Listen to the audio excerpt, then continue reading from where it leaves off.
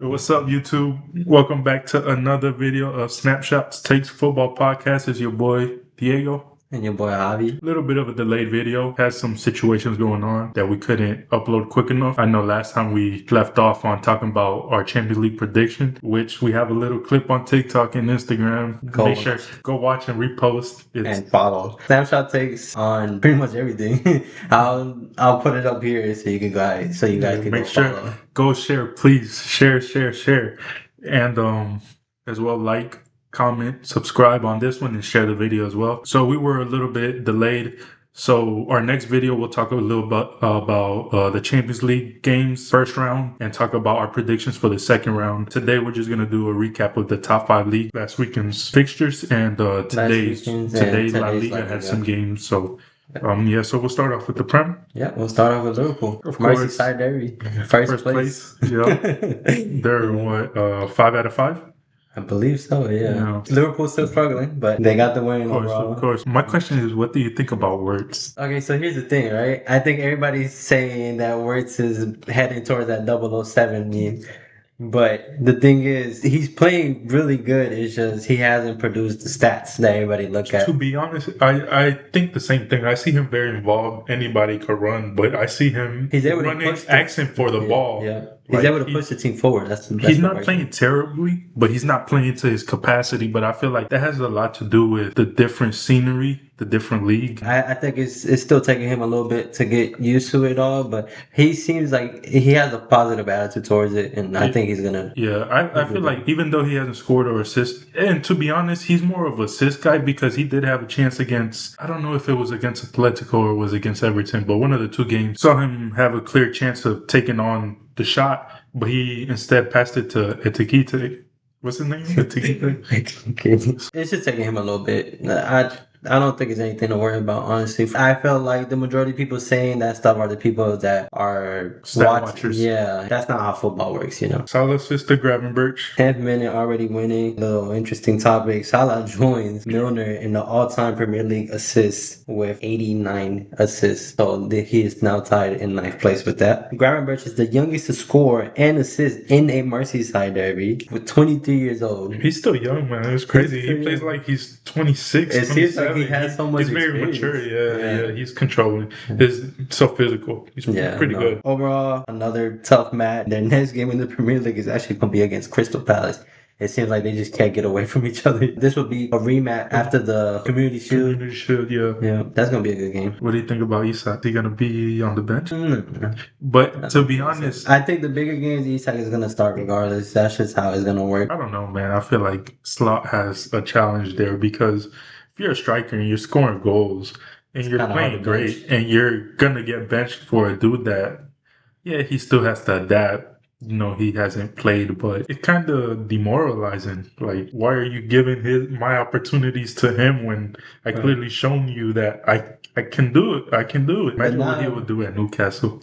He'll be. He would have been that missing piece. Also, we'll talk about this another day. That red card that Ekitike got in the last game for the Carabao Cup. I was just gonna say that scored again, the winner. But that red card, really dumb red card, by the way. It's definitely gonna give more leniency toward Isak on the next game, of course. Yeah, but I mean, I get it. The emotion of the game, like score the winner. Yeah, but yeah, like we said, this for another day. Let's talk about second place, Arsenal versus City. Man, that game was something else, to be honest. First half, it seemed like City controlled the tempo. It was their game. Arsenal playing defensive. Yeah, real defensive. I felt like they got the tactics wrong in that game. I don't know what's up with him. Does he get nervous against big teams? Is that what it is? Like, he's not. He doesn't want to lose. That's the thing. But in the second half, Saka and Eze, you could tell the difference. Big difference. Especially, it was interesting. Eze used to play like a cam role for Crystal Palace, but against City, he looked great at that position. Like, they had a lot of opportunities. Then towards like the 75th, later on, it kind of got equalized. Like, it was more of a midfield battle.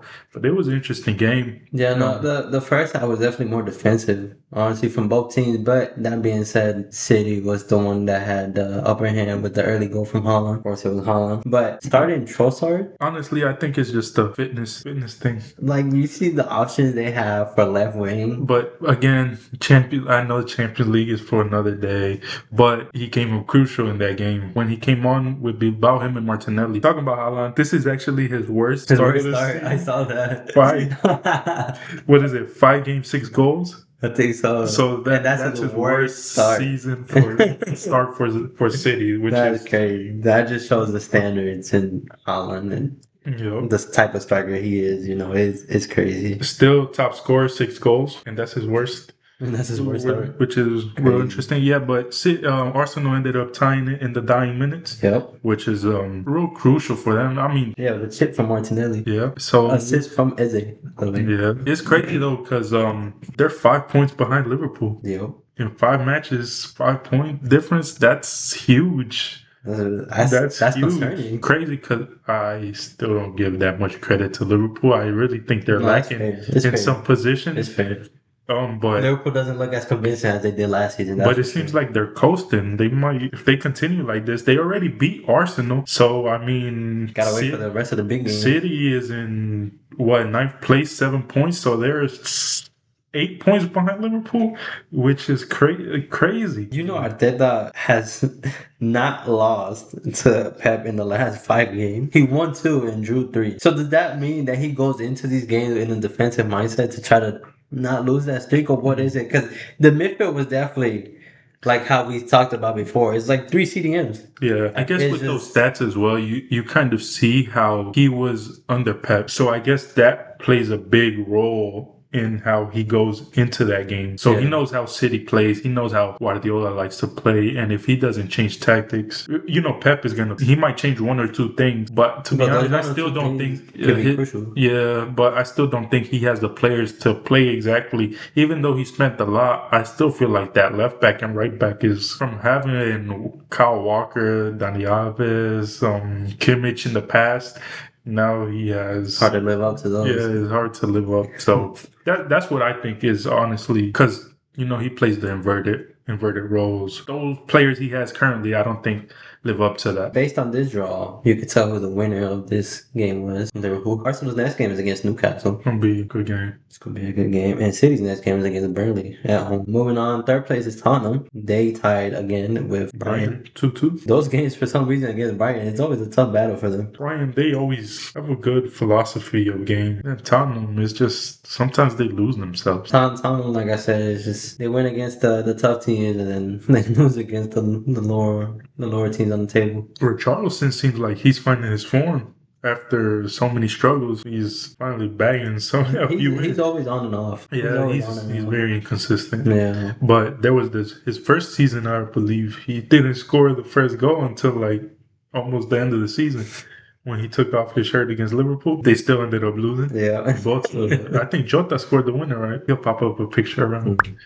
My editor pop up a picture. Well, Manchester United versus Chelsea. Man, that was the best game. Not the best game. Well, it might have been the best game. I think it was the best game. But just because of the outcome that we did not expect. Yeah, to be honest. Well, not even the outcome. It's just throughout the game, you just didn't expect none of what happened. Going into the weekend league, I believe that Arsenal and City game was going to be the best, but it was very underwhelming in my perspective. A little bit too tactical. Too tactical. I mean, it was good. It was a good game. But it wasn't full of emotion. It wasn't Premier League proven.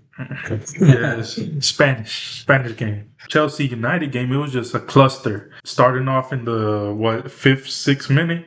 In the 4th minute, the Chelsea goalkeeper got a red card. Sanchez got sent off. Red card. Like what a stupid red card. I would prefer for him to I would prefer for my team to concede a goal, and you have 11v11, and you have a chance. You still have 86 minutes to tie up or win. It was very dumb. No, yeah, and because of that, Esteban and Pedro Neto were the ones that were sacrificed. Yeah, and then that already gives away so much attacking power. And then Cole Palmer comes out injured, and it all happened in the first 20 minutes of the game. And then they concede as well. Bruno Fernandes scored. He scored his 100th goal. And then Casemiro scores, and then gets sent off right before half, which is this game was insane. Crazy. First half, props to Man United. They played very well. They were attacking. Kind of surprised they didn't go up by three or more before half. They need to work on that. They need to work on their finishing. It was a rainy day, and they played in Manchester, Old Trafford, I believe.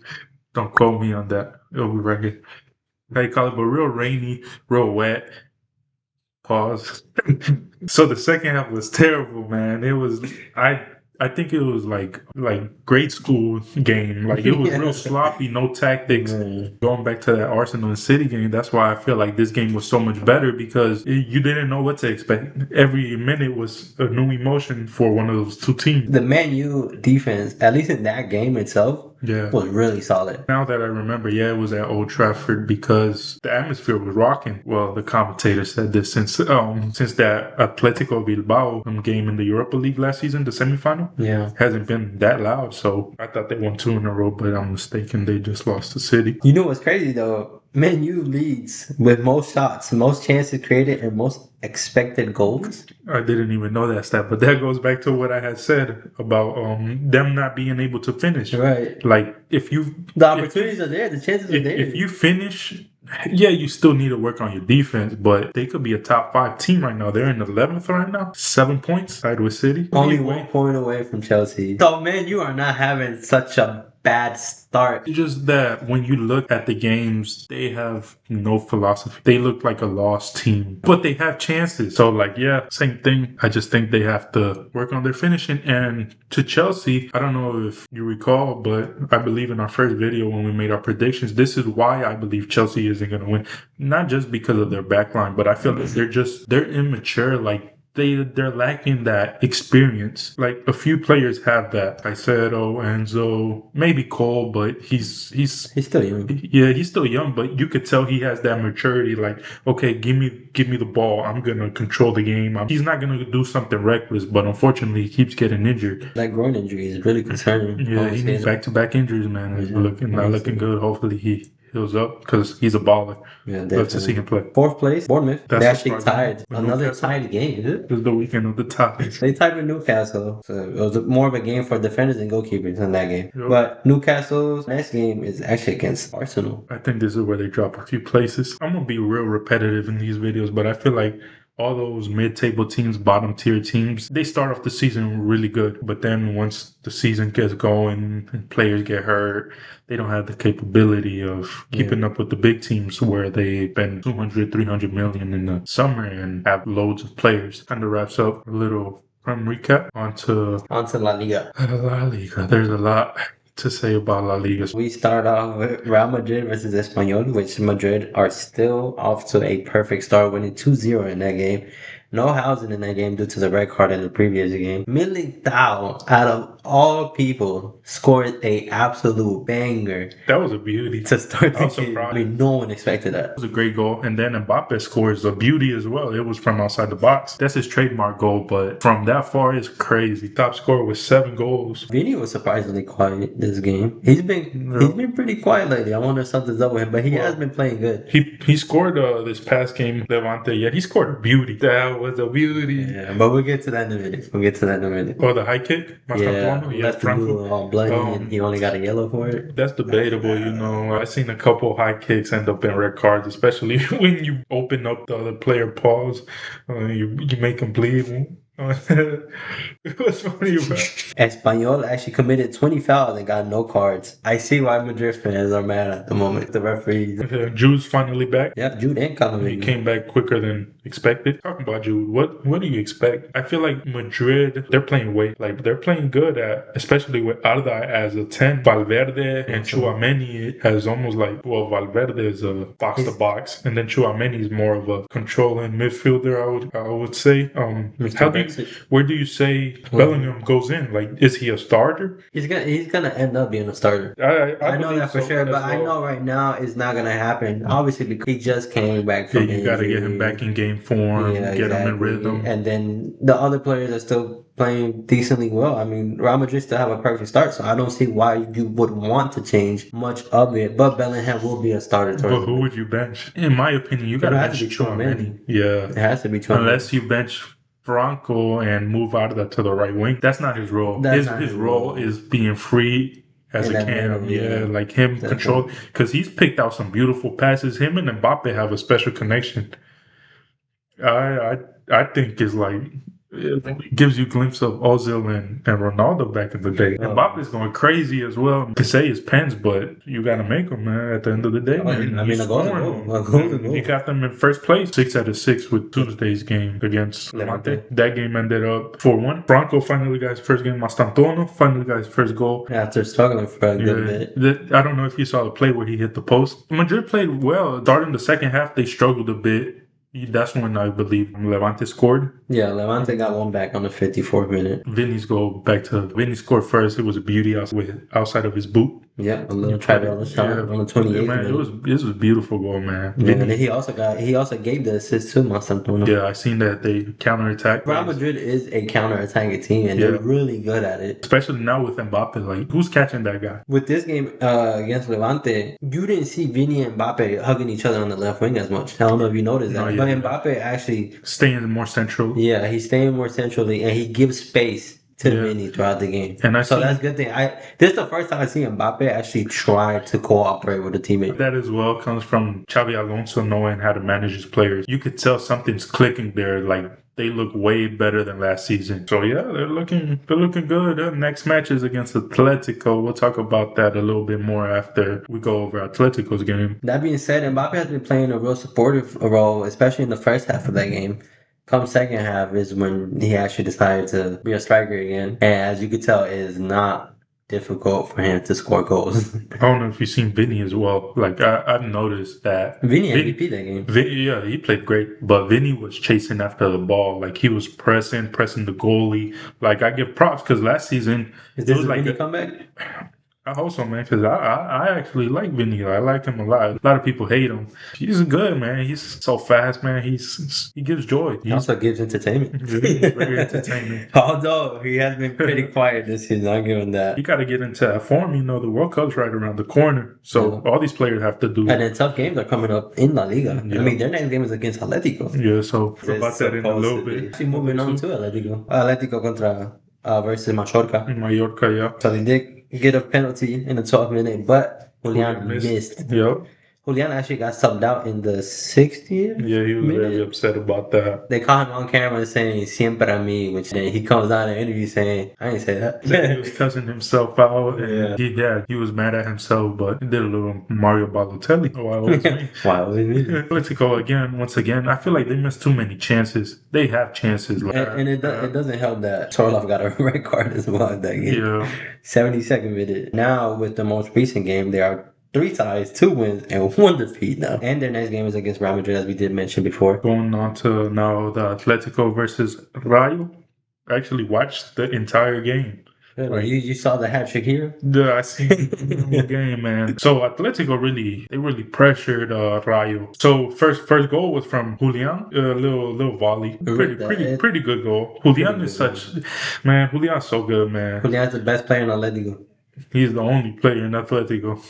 It seems like but Nico Gonzalez seems like he's given some type of layer or ignite, like he ignited them or something, because they look more offensive with him, in my opinion, than Simeone as well. It's like they're almost like the same player on 2 wings, players that like to press, and that's Cholismo, I would say, like Simeone's way. Definitely, I mean, an Argentine front 3 is crazy. The first Juliano missed a couple. Yeah, he missed a couple sitters, man. And Nico did too. He had some headers, but Rayo ended up scoring a beautiful first goal. That first goal was the second goal was beautiful as well. He took on the keeper. He took on Oblak and just slotted it in. They tried to do a little Barcelona offside trap. Didn't work. Yeah, he took it 1-on-1 with the keeper, took him on and scored. And then Spider did his magic. La Araña. Atleti did struggle defensively a little bit. Yeah, I feel like they did, but I feel like it's because they're trying to attack more. They want to score as much as they can in order to move up the ranks. But the thing is, they're focusing so much on attack that they're forgetting the defending part. Yeah, and like you said in the previous video, it's just not Simeone's way of coaching. So yeah, he has different players. You definitely see the balances. Yeah. So a little bit off. I really think that's what it is, but I think he could get it. They're not that far down in the table. No, like 8th place. Yeah, he has to learn how to adapt, but They gotta catch up now. I hope they do because you could see the talent. They're individual talent, but if he could unite them, they're gonna be interesting. Let's talk about Julian's last goal They're to beautiful, seal the man. game, They to make the hat trick a thing. they were comparing him to Messi with that left foot strike, which is his weak foot. Weak foot, and he Weak got foot. top right bins, close Yeah. court, close post to him, and everything. It was a beautiful goal. Yeah, Beautiful beautiful, goal. man. Like, how can you sub a guy like that out? And talking about that, so Sorloth got a red card last game. If Sorloth wasn't suspended for this game, would Julian be subbed out when that 2-1? Probably. Most Not gonna likely. lie. But the thing is, Julian has to play all game. I- How do you sub out your best player? It's Especially just- because he's he's not so adaptable. Like, he could play left wing, he- right wing, he- cam. He and doesn't he's so care. compatible with everyone. He's like, he could provide as well. Like, he gives assists. He's He not a draws selfish back, he player. pressures. It's just I could see that pressuring part where he could be tired. If your best player doesn't want to get subbed out and he's not coming off an injury, he doesn't have knocks, why are you subbing him out? could it be that he got subbed out because he missed the pin in that game? But the thing is, why would you sub out a player that kills his confidence? Yeah, honestly? your best player, you're not gonna sub him out because he scored a hat trick this game. And you know, he's looking for the next opportunity. You're not gonna sub him out. It's like subbing out Ronaldo or Messi or right now Mbappe. If you miss a penalty, you can't. You can't. They make the difference. Julian being the only vocal point. So this was the 20th game in a row for Griezmann without a goal. That's tough, but I mean, we did talk about Griezmann. Yeah, I'm not sure if it was last video or the video before that, but there's no intensity coming from Griezmann. Although he did play an okay game, he played better than the first half. He did good. The first goal he was involved, but other than that, I feel like he ghosted. I feel like they're just keeping Griezmann because he's part of the family. Next season, I really don't see. Next season, there's no way he's staying. Next game is against Madrid. Against Madrid, they will be in El Wanda Metropolitano in Atletico Madrid Stadium. Yeah. Should be good. Madrid, I feel like this is going to be the biggest challenge of the year so far. At the end of the day, Atletico might not be at the biggest or best start. Oh, but it's still the Madrid derby. Yeah, and they know how to play that, especially the way I keep saying this. I feel like I say a lot of things over and over these past 3 videos, but Simeone knows how to motivate his players. It seems like he's a father figure to them, and I feel like that's why they're scared of sacking him because it's gonna like I said, Atletico's culture is Simeone. Like they play haram ball, but this year he's trying to change that, and he has time to change it. You saw it again. We're gonna talk about Liverpool a little bit later on, but they had Liverpool against the ropes at some point as well. If they could do harm to Liverpool, which I feel like they just won the Premier League, they have a great defensive line, so they're still struggling in some areas, but they still did harm to them, so I believe they could do harm to Madrid, especially with the fans there, like at home this time. They'll have Julian for this game. They didn't have him against Liverpool. So, yeah, it's going to be interesting. 2 different teams, though. Now moving on to Barcelona. First game was actually against Getafe on the weekend. Dani Olmo does get a start over Fermin Lopez and proves himself kind of with a beautiful backheel assist to Ferran in the 15th minute. And he also scored a goal in the 62nd minute. Rashford actually didn't get to start because he was late to training, supposedly. But you gotta get there in training. I mean, Rashford's been proving himself. As soon as he came on, he gave that assist to Olmo. He still played really good. What was the score? 3-0. So yeah, Ferran scored 2 that game. Ferran, he did score twice, but he could have had a hat trick. Honestly, he's missing all these simple shots. And it's not that they're simple shots, but honestly, as a striker and you're playing for Barcelona, you'd be expected to score certain things. And that's why I feel like he's never going to have that upper hand against Lewandowski. Lewandowski's like a fox in the box. Like, you give him one chance, he's going to put that chance away. Yeah, he might miss every once in a while, but it's an 80% chance he's scoring that. Ferran, it's a 50-50. He's highly improved because at one point he wasn't scoring nothing. It's terrible. I mean, at one point, Barcelona was going to sell him. Yeah, so it seems like he's got confidence, but that last goal, he should have got the hat trick. It was on that volley, like hit the crossbar. So it should have been an easy goal for him. Yeah, I mean, don't get me wrong, it was a tough game. Getafe is always playing aggressive, especially this game. That's real haram ball. Yeah, that's real haram ball. They were playing extremely aggressive and especially towards Koundé.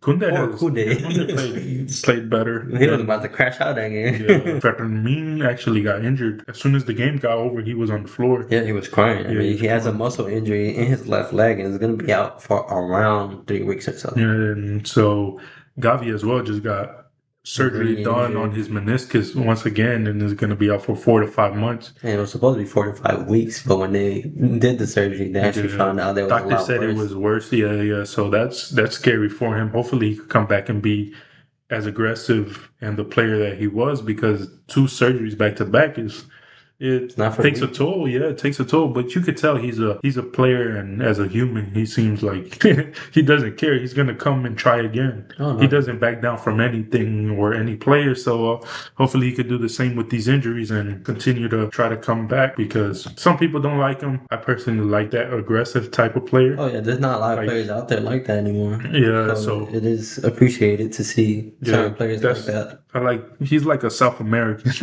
Honestly, So I like to see that. the game against Real Oviedo. Oviedo played really well this game. They Yeah, played really well. They played well against almost every team they played yeah. against so far this So season. it This is a seemed, newly promoted team. yeah, it seemed like they did their homework for sure, because everywhere Barca wasn't really in some aspects lacking, they would attack them through that. Yeah, Oviedo definitely So exposed the weak points of Barcelona. They did score first in the game in the 33rd minute. silly mistake though. It was. Joan John Garcia had Garcia. He so has many been players. crucial Yeah, lately, but that it's not bad that he came out. It's the pass he did to Casado yeah. that really So he had many options, in my opinion. There, he could have he could blasted have, it. you know, or thrown it out. It happens. He'll learn from it. It was a beauty though. He Oh shot my that from like god. what 33 yards, something Yeah, like no, that. that goal was So it was, those goals are not easy to make. yeah, it seems easy, but under pressure and everything, it's hard to make those. But he made it, and so they started off winning 1-0. Yeah, they had Went to Barcelona. halftime. They had Barcelona trailing that game. Yeah, went to halftime 1-0. Eric Garcia was actually the one that equalized the game in the 56th minute, so Yeah, it definitely took them a while. from a miss from Ferron, That one got subbed in, and what he and did, in 5 minutes he scored a goal.